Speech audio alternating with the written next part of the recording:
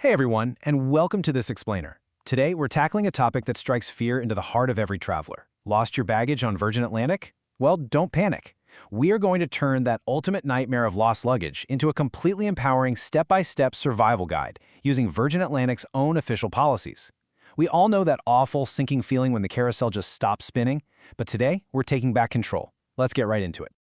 Look at this real story from a super frustrated passenger who got stuck at Heathrow. Because, honestly, we completely understand that losing a bag ruins trips and causes just massive anxiety. This Reddit user had a layover, boarded their flight to New York, and then realized their bag was left behind. They said, nothing in there of great monetary value, but plenty of sentimental value. The emotional toll of losing irreplaceable stuff is incredibly real, and the whole confusion of not knowing who to talk to or what to do next, yeah, that just makes the whole shebang so much worse. So what do you actually do now? When you're standing there staring at an empty baggage carousel, the sheer bureaucracy of it all can be incredibly intimidating. But asking this one simple question is your very first step to regaining control. You know, you aren't powerless here, you just need to know the rules of the game. So take a deep breath. Here is our clear roadmap for today. 1. The empty carousel panic. 2. First steps, report it. 3. The AirTag tracking advantage. 4. Surviving the wait, daily expenses. And 5. Compensation, getting paid back. All right, kicking things off with Section 1, the empty carousel panic.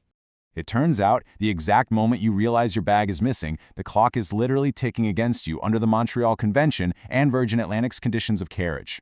Every single action you take from this moment on is bound by incredibly strict deadlines. So your quickest path to a resolution is shifting right from passenger mode into proactive mode. Time is of the essence. Moving right along to Section 2, First Steps. Report it. These two acronyms, PIR and AHL, are absolutely your golden tickets. The Property Irregularity Report and the Missing Bag Report are totally non-negotiable. If you actually leave the airport without filing these at the baggage desk, Virgin Atlantic's conditions of carriage legally presume your checked baggage was delivered in perfect condition. No joke. You then have to prove otherwise, which is practically impossible once you walk out those automatic doors. By following these exact steps, you make absolutely sure you have the mandatory proof required for any future tracking or insurance claims. This unique 10-digit alphanumeric reference number, it's literally the key that unlocks the whole system. Insurance companies will demand it, Virgin's portal requires it, and third-party claims agencies simply cannot help you without it. Whatever you do, do not leave that baggage haul without this number in your hand or saved on your phone. Now, once you have your reference number, you aren't just left totally in the dark. You actually have 24/7 access to Virgin's digital tracing team through these direct channels. What's super helpful here is that they offer WhatsApp and SMS options for both the UK and the US, so you can easily just fire off a quick message while you're standing in line for a taxi or heading to your hotel. Let's look at Section 3, the AirTag tracking advantage. So do you have an AirTag packed in your luggage? If you do, you have a massive, massive advantage, but you really have to share it correctly with the airline. Between us, a lot of people just send random screenshots of their map app to customer service, kind of like our Reddit user from the beginning did, but there is actually a specialized, integrated way to handle this now. Virgin Atlantic actually has this brilliant tech-forward process that lets you feed your tracker's data directly into their global world tracer system.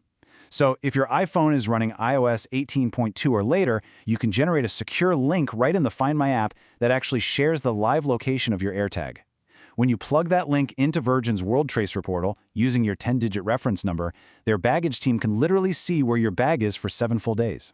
And hey, if they haven't found it by day 8, you just generate a new link and repeat the process. Pretty cool, right? Which brings us to Section 4, Surviving the Wait, Daily Expenses. This number right here is your financial empowerment. Virgin Atlantic offers a very specific guideline of 65 British pounds or $75 per day to buy essential items while you wait for your bag to show up. That takes a whole lot of the sting out of the situation. It means you definitely don't have to wash the same pair of socks in the hotel sink for 3 days straight. But there is a catch. You have to play by their rules to actually get reimbursed. This allowance is explicitly for when you are delayed away from home. If your bag is delayed on your return trip back to your own house, yeah, this doesn't apply because the airline assumes you have your own clothes there. You can purchase reasonable basics, but you absolutely must keep clear, legible copies of every single receipt. And don't forget, you only have 21 days from the moment your bag is finally returned to you to submit that specific expenses claim form. Finally, Section 5. Compensation. Getting paid back. Now, perhaps the biggest trap to avoid in this whole process is missing these strict deadlines. Filing a late claim results in an automatic rejection, period, no matter what happened. If your bag arrives but is damaged or items are missing, you have just 7 days to file a claim. If your bag is delayed, it's officially declared irretrievably lost at the 21-day mark, which completely changes the type of claim you have to file. Furthermore, EU and UK regulations state you have 2 years to bring legal action if things really go south.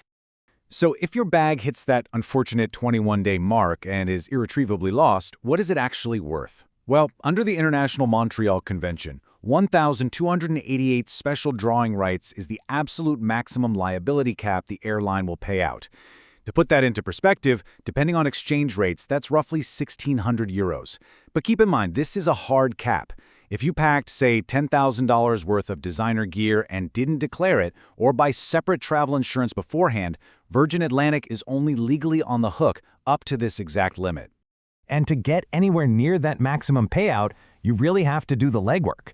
You've got to submit itemized logs via their portal, listing the description, purchase date, location, and the cost of every single lost item, and back all of that up with original receipts.